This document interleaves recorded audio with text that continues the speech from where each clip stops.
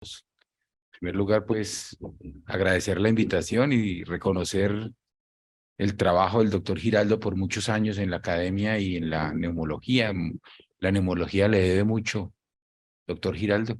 Ha sido tenaz en sus empeños académicos y este es uno de esos. Entonces, quiero hacer un reconocimiento público a su labor académica, donde todos nos hemos beneficiado.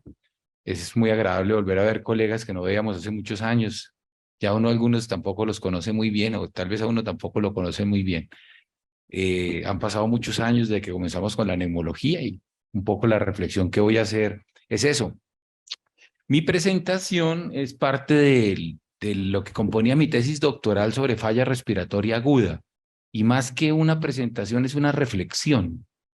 Me excusa el auditorio porque no voy a poder señalar en las dos partes al tiempo, entonces voy a tener que favorecer una de las pantallas, no tengo el mouse, pero pues la idea es compartir con ustedes un concepto que no solo aplica a la falla respiratoria, aplica al desarrollo de la medicina y es la heterogeneidad. La gran reflexión es que después de 50 años en cuidado intensivo, que es lo que yo más hago, cuidado crítico respiratorio, después de 50 años de ensayos clínicos controlados, solamente hay 6 estrategias que disminuyen la mortalidad. La reflexión es, ¿por qué los ensayos clínicos son cada vez más negativos? Probablemente la respuesta un poco es lo que les voy a contar yo o parte de la respuesta en términos de los diseños y el tipo de pacientes que estamos incluyendo en los ensayos clínicos controlados.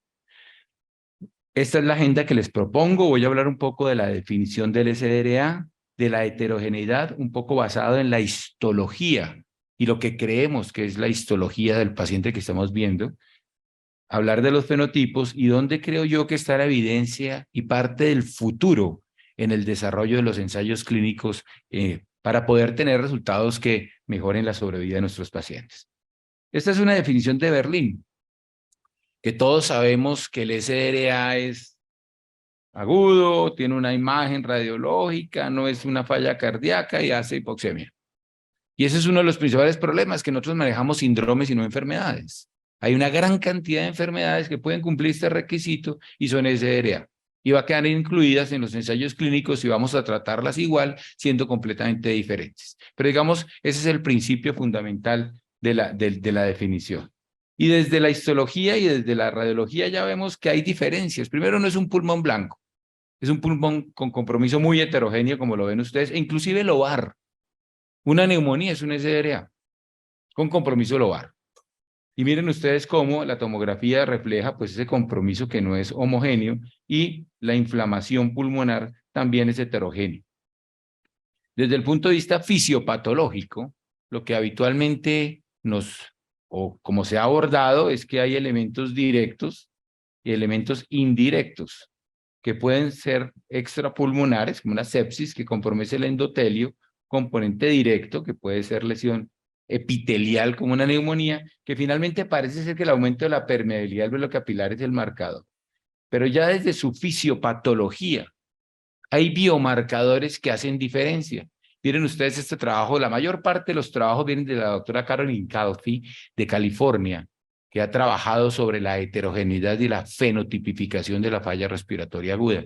Miren ustedes ya desde la fisiopatología empezamos a ver la palabra fenotipos, es decir, hay diferencias en la fisiopatología de algunos elementos que pueden ser directos o indirectos y ya empezamos a ver marcadores diferenciales como proteínas del surfactante que parecen estar involucradas en la fisiopatología del SDA directo y la angiopoyetina 2, que ahora está de moda porque es un marcador de disfunción endotelial que parece ser un marcador del SDA indirecto. Entonces ya vemos que probablemente los elementos fisiopatológicos detrás de una manifestación clínica aparentemente homogénea ya empiezan a tener algunas diferencias. Lo que sí es claro es que después de 50 años, el SRA cumplió 50 años hace 2 años, desde que Asbach y Petty en el 67 hicieron la descripción inicial, obviamente como entidad.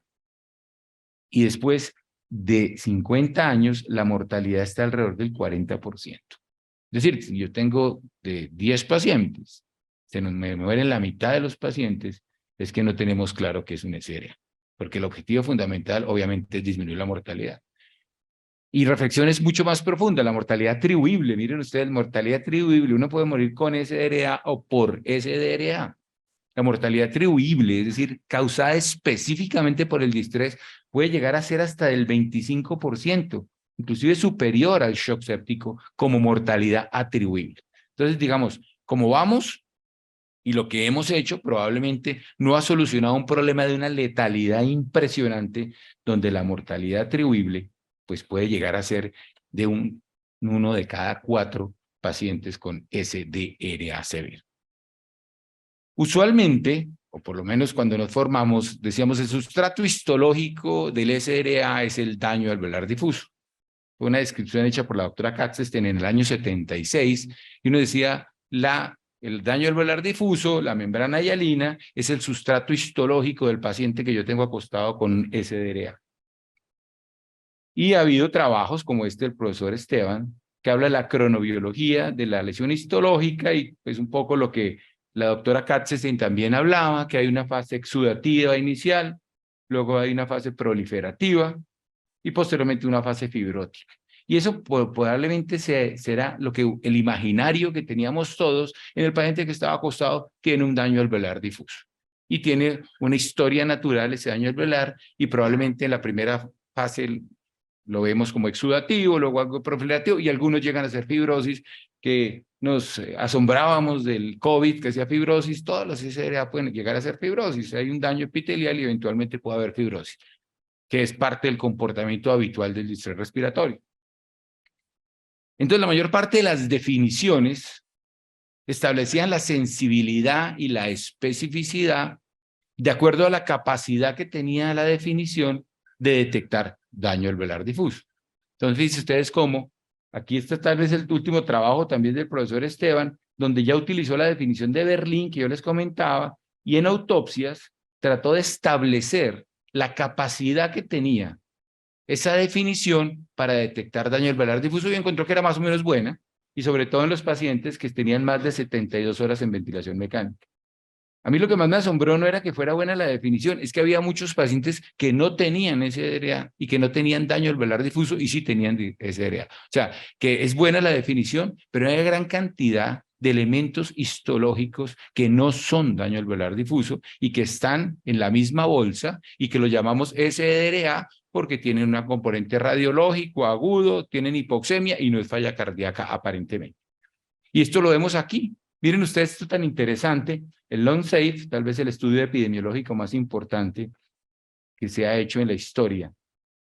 Miren ustedes cómo habla de los SDRA en el día 1. Y en el día 1 habla de un SDRA y lo clasifica en leve, moderado o severo. Cuando reanaliza estos pacientes, en el día 2, toca reclasificarlos y algunos inclusive ya no tienen SDRA. O sea, es probable que si vemos la historia natural del daño alveolar difuso, no se iba a solucionar en un día. Hubiéramos incluido en un ensayo clínico controlado pacientes que no tenían el mismo sustrato histológico si tomamos la clasificación hecha durante el primer día.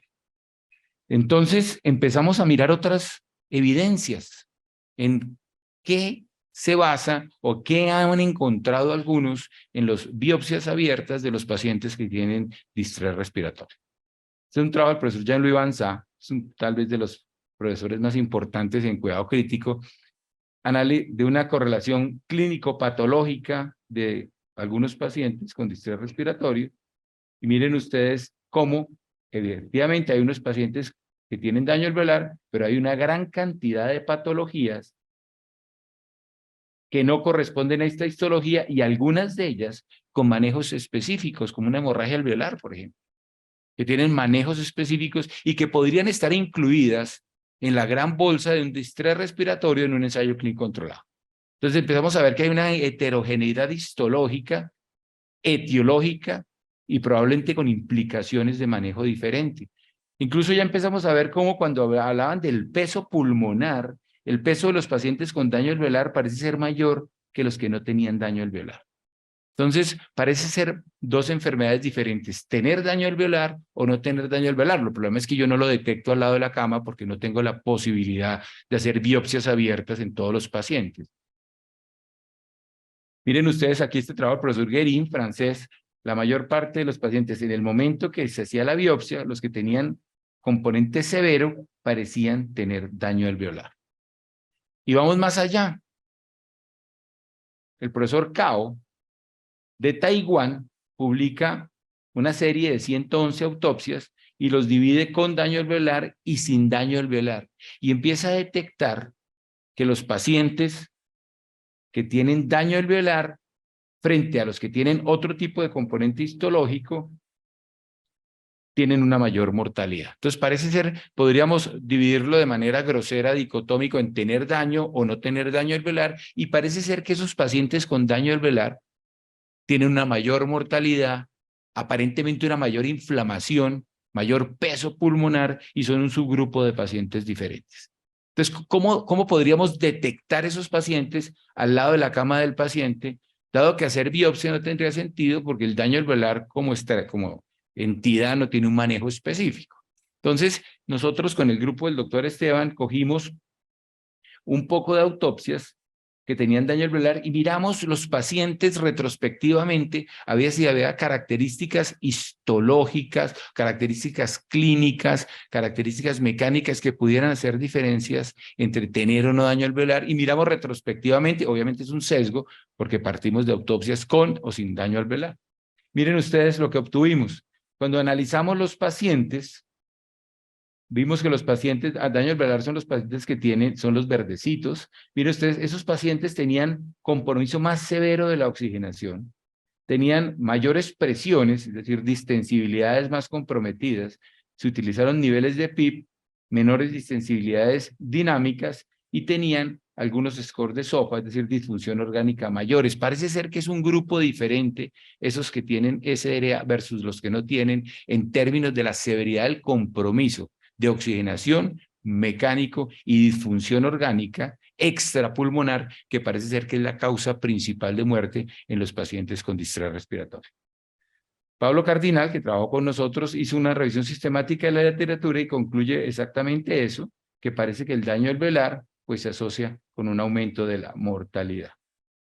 Entonces dijimos, bueno, vamos a optimizar todas las autopsias, las de Cao, las del profesor Guérin, las que tenemos en Santa Clara, y vamos a ponerlas todas y vamos a ver si a través de un modelo podemos unir y podemos con elementos clínicos discriminar mortalidad o discriminar el tener o no daño alveolar. Y eso lo publicamos ya hace un par de años y no logramos hacerlo. Miren el área bajo la curva del modelo de Llorente, que sería el modelo del Intensive Care para definir si tenía daño alveolar con base en elementos clínicos, es 0.5, no es muy buena. Y el modelo de Cao de mortalidad, también uniendo todas las autopsias del mundo, no fue muy bueno. Entonces, digamos que en este momento la reflexión es que hay una cantidad de cosas ahí que no podemos detectar clínica y que sí definitivamente el daño alveolar difuso como expresión histológica genera un subgrupo de pacientes que podrían eventualmente tener un manejo diferente, una severidad diferente y aparentemente una mortalidad mayor. Entonces, miren ustedes aquí, por ejemplo, algunos elementos. Dice, bueno, pero ¿será que lo podemos predecir? Till, francés, que también trabajó con el grupo del doctor Esteban, dice, miren, parece que los que duran más de 72 horas, los que tienen más compromiso histológico, los que tienen más severidad del compromiso en la PAFI, miren ustedes, parece que podrían ser ese grupo de pacientes que eventualmente tengan como sustrato histológico el daño alveolar. Entonces, ¿cuál sería el papel de la biopsia abierta de pulmón? El papel de la biopsia abierta de pulmón, que muchas veces a nosotros como neumólogo, como intensivistas, nos piden la biopsia abierta de pulmón, ¿qué podríamos, digamos, entender frente a esta reflexión y esta heterogeneidad histológica del rol que podría jugar la biopsia abierta de pulmón? Entonces, lo que a mí me importaría de la biopsia abierta de pulmón es que me genere información que me cambie el manejo y ojalá el pronóstico de los pacientes. No para detectar daño alveolar, sino para detectar las patologías que no son daño alveolar y que requieren manejos diferentes. Esta es una serie de Chest que me llama mucho la atención porque encontraron que en esos pacientes que tenían SRA que no resolvía, el 37% de los pacientes tenían una patología que era sensible a esteroides. Es decir, si yo tengo un SRA de etiología no clara, que probablemente se comporta clínicamente como un SRA, obviamente, y no tengo claro, probablemente el papel de la biopsia podría ser útil en detectar un subgrupo de pacientes, en este caso, que era respondedor a esteroides, y miren ustedes la diferencia de la sobrevida entre los pacientes que eran respondedores a esteroides. Entonces, el profesor Papazian habla de algo que se llama la capacidad contributiva o el resultado contributivo de la biopsia abierta de pulmón. Y es un poco eso, que es contributivo, que me permita tener información que cambie el diagnóstico y que cambie el manejo en un paciente con SDRA de etiología no clara y que probablemente elementos no invasivos como el ahora oncoalveolar o están contraindicados o no fueron positivos en términos de la etiología del distrés respiratorio.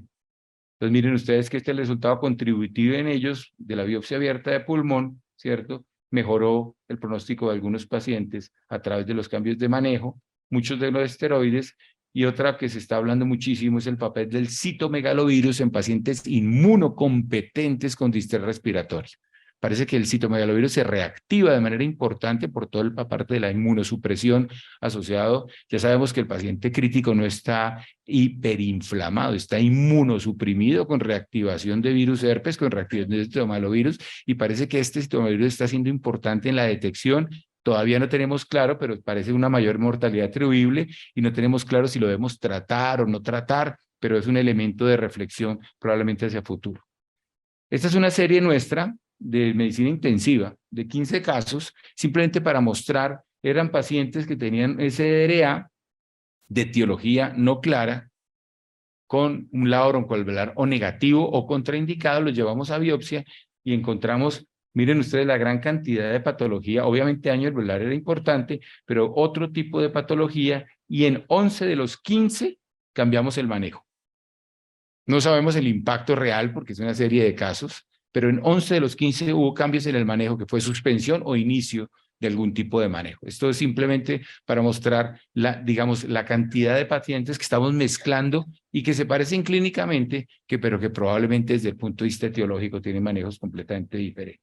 Entonces, en el consenso colombiano, que lo llamamos el documento de Río Negro, simplemente recomendamos evitar la biopsia pulmonar para demostrar la presencia o ausencia de daño alveolar difuso, porque como entidad en este momento no tiene un manejo específico.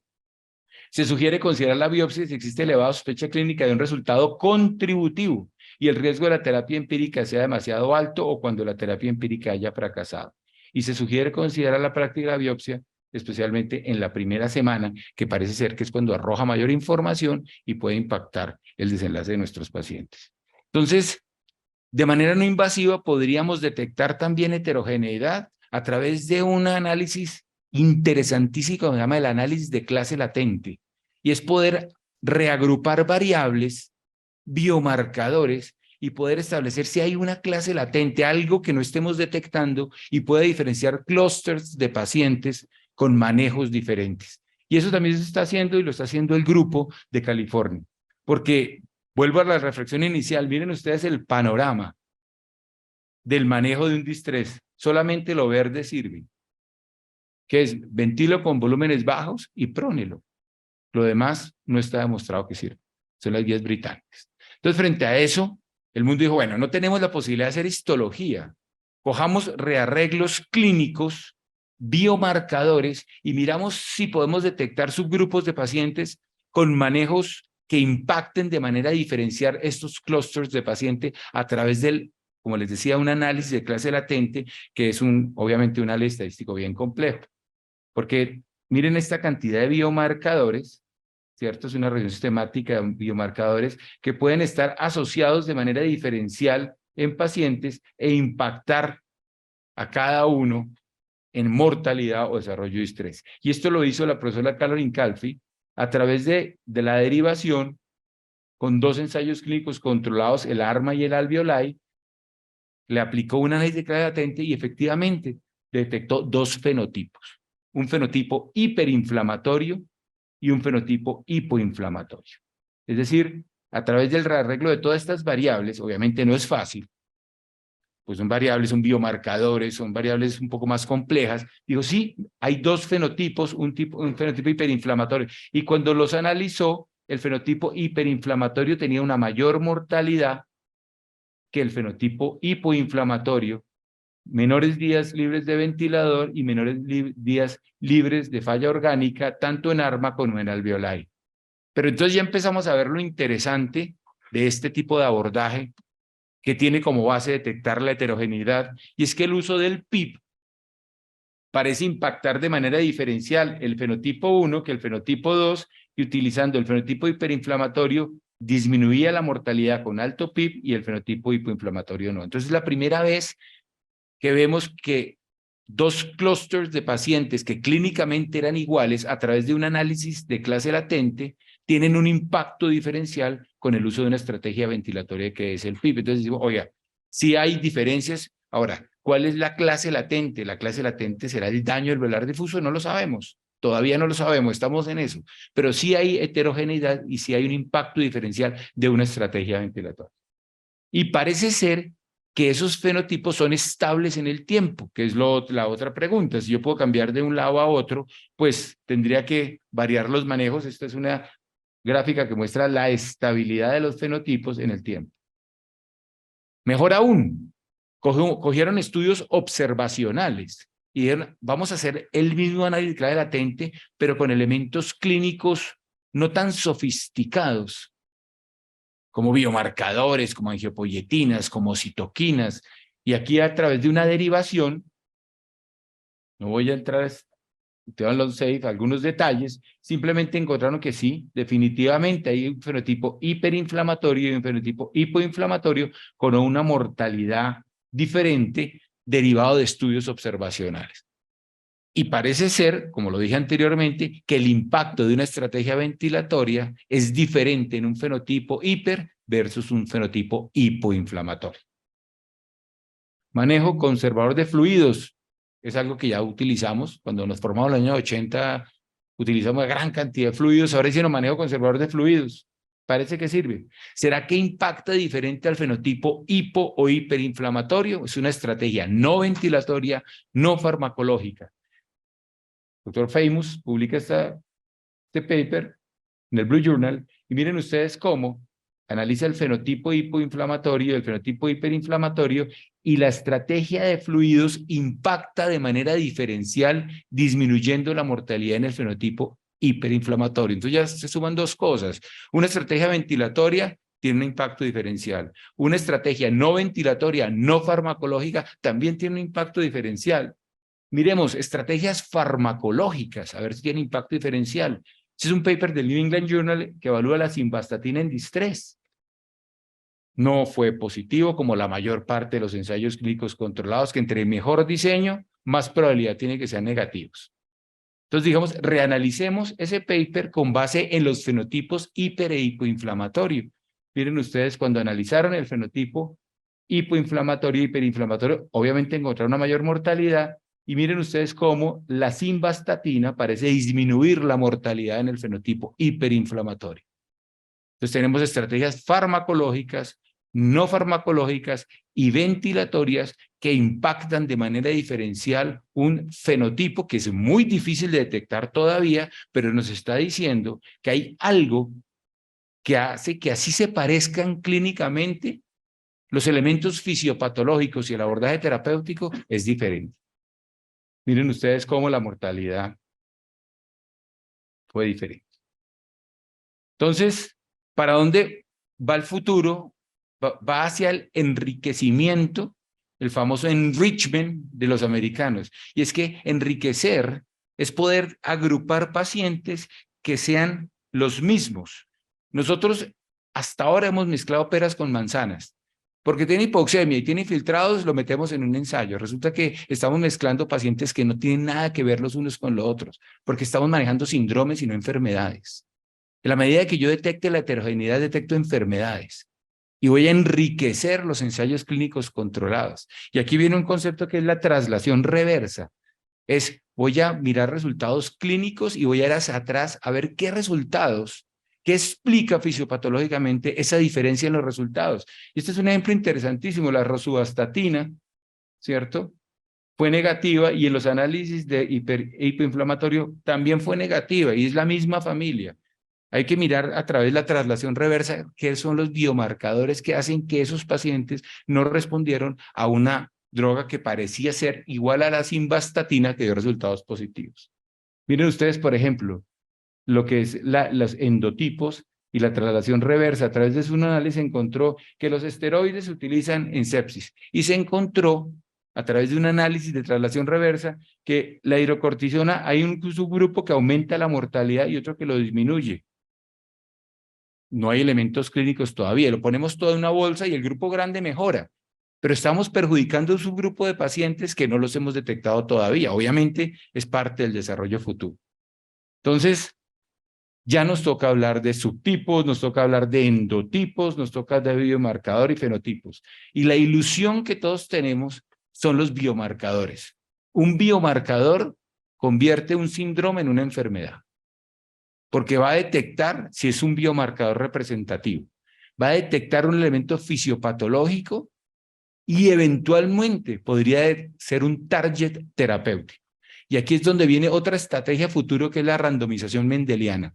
Y la randomización mendeliana, a través del reagrupar de algunos elementos variables genéticas, puede detectar biomarcadores, en este caso la angiopoyetina 2, que determinan el desarrollo de SRA y que eventualmente pueden ser estrategias o target terapéuticos.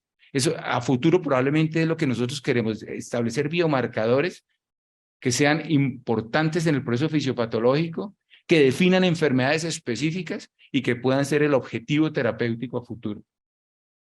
Y esto es lo que llamamos el futuro del enriquecimiento predictivo y el enriquecimiento pronóstico. Poder agrupar pacientes que tengan más probabilidad de responder a un manejo, porque son más parecidos, y más probabilidad de tener un desenlace buscado para poder detectar que una terapia que sirva realmente sirva. Miren ustedes aquí, hablamos del subfenotipos y el concepto del enriquecimiento a través del utilizar fenotipos y agruparlos. Ya vemos cómo se empiezan a agrupar en clúster hiperinflamatorio, hipoinflamatorio, reactivo, no reactivo, tratando de empezar a enriquecer. Obviamente está muy alejado de una reflexión al borde de la cama del paciente, pero a futuros es probable que un solo biomarcador al lado de la cama del paciente detecte todo un proceso fisiopatológico, todo un target terapéutico y sea el futuro y no tengamos que decir que de 10 pacientes se nos mueren 5, porque realmente lo que estamos haciendo, aparte de soportar y algunas medidas de confort, no estamos impactando la mortalidad. Entonces, ya vamos a cambiar el viejo paradigma de que como se parecen clínicamente los manejamos igual. Entonces vamos a empezar a hablar de rasgos tratables. Y el rasgo tratable es un proceso fisiopatológico. Por ejemplo, hay un rasgo tratable, por ejemplo, el paciente tiene una microangiopatía trombótica, tienes un problema del complemento y se utiliza eculizumab. Y una hemoglobinuria paroxística nocturna tiene el mismo problema de complemento, es otra enfermedad clínica, pero tiene el mismo rasgo tratable. Luego el problema es el rasgo tratable, y ese rasgo tratable es el que nos va a llevar a cambiar la historia natural de la enfermedad. Entonces, miren ustedes, el viejo paradigma es, se parece a la falla respiratoria, esa era la sepsis. Miren, detrás de eso hay una gran heterogeneidad, donde es ese rasgo tratable, independientemente de que se parezcan clínicamente, el que me va a llevar a cambiar la historia natural de la enfermedad. Esto no es justo. Miren, cómo poco a poco vamos a buscar heterogeneidad, buscando rasgos tratables que reflejen procesos fisiopatológicos y eventualmente resultados histológicos diferenciales. Muchas gracias por su atención.